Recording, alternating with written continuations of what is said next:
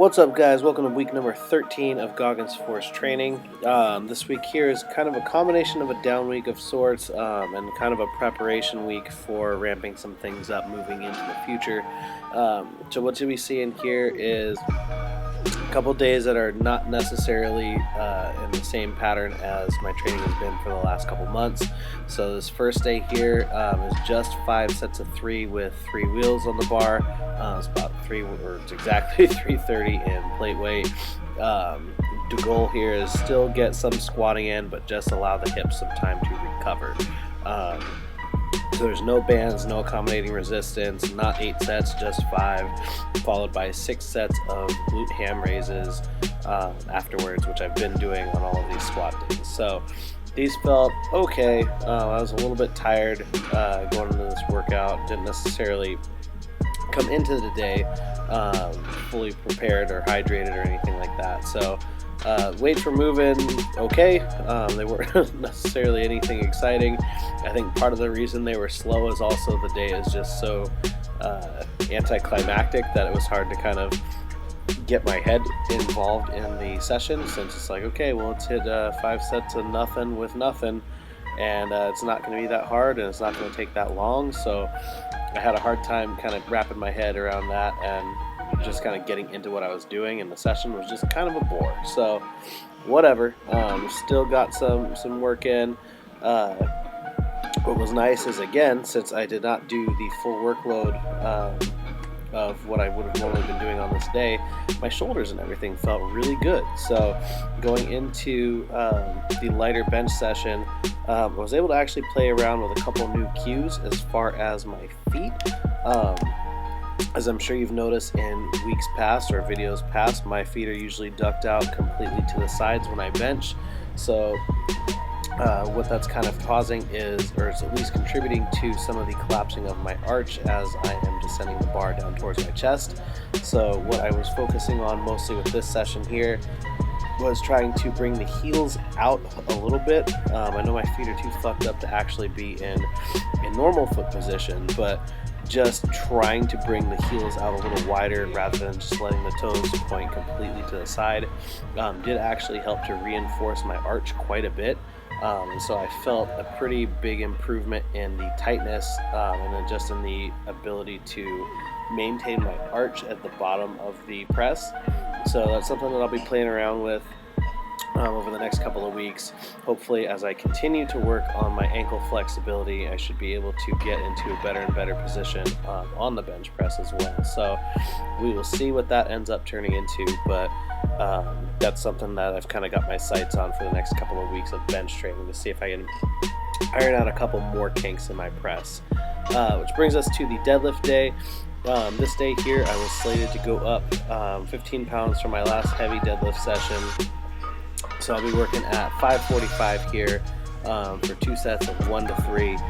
Unfortunately, after the first set here, or after the first work set, I was pretty gassed and wasn't able to get a second set.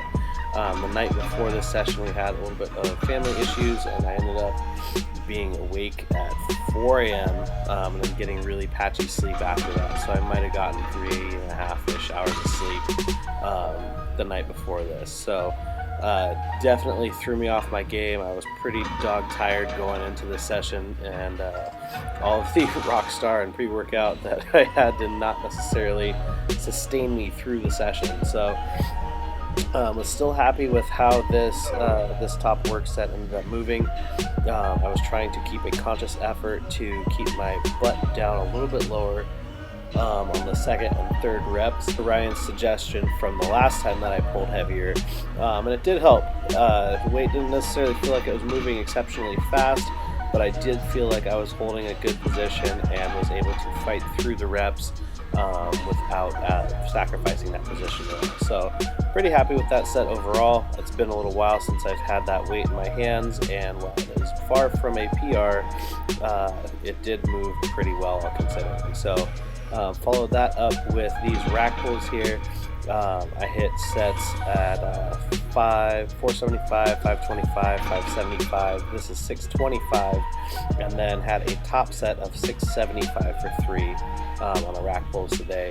And these moved pretty good. Again, I was still pretty bombed out, tired from just not getting any good sleep the night before, and from the pulls from the floor before, but still got the work done, still hit the reps that I was trying to hit.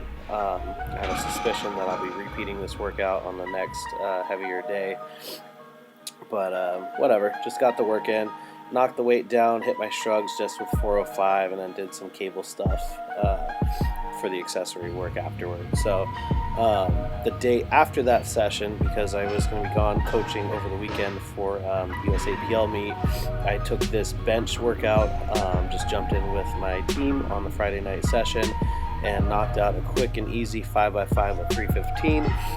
This all felt really good. The bar was moving pretty fast. The key with the feet was helping on my arch and setup, and overall this was a pretty productive night of lifting.